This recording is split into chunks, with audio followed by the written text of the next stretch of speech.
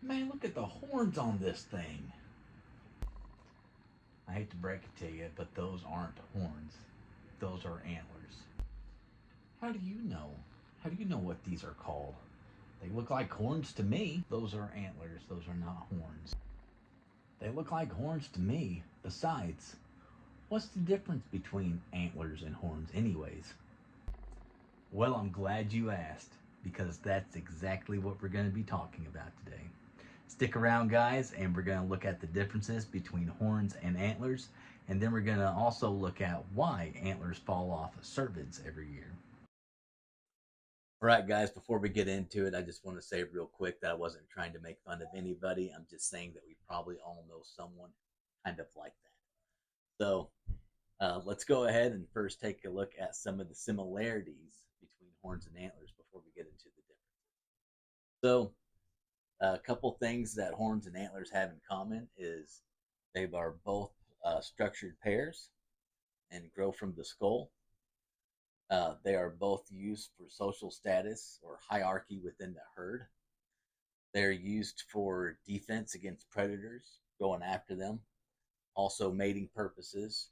Um, Another thing that they have in common is they are both made out of keratin, which is the same material that our fingernails are made out of. So that's just some of the similarities that horns and antlers have.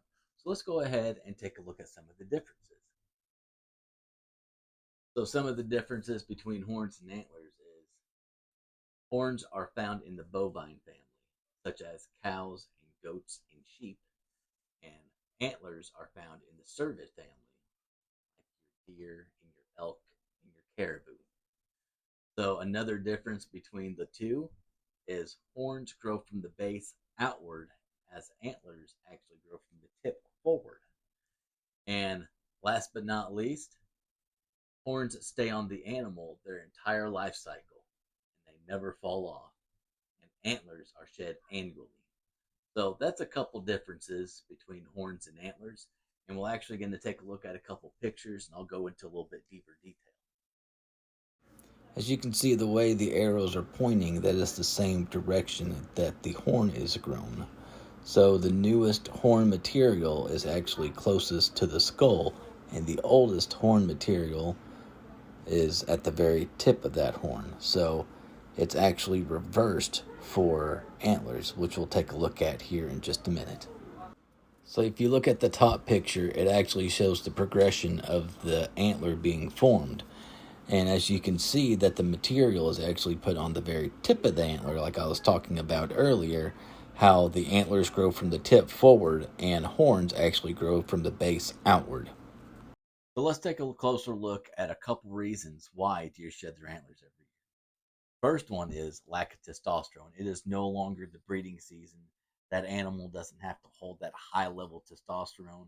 The does are already bred, they're already out of estrus. So the next one is a photo period. The lengthening of days, the changing of seasons, age also plays a factor, as well as the health of that animal.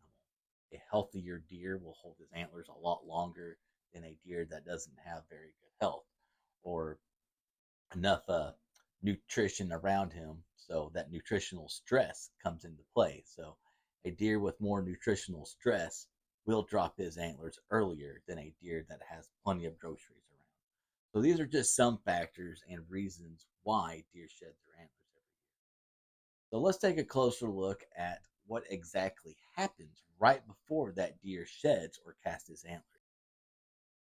All right, guys, if you made it this far, thank you so much for watching. I definitely appreciate it. So let's take a closer look as to what happens right before that deer casts or sheds his antlers.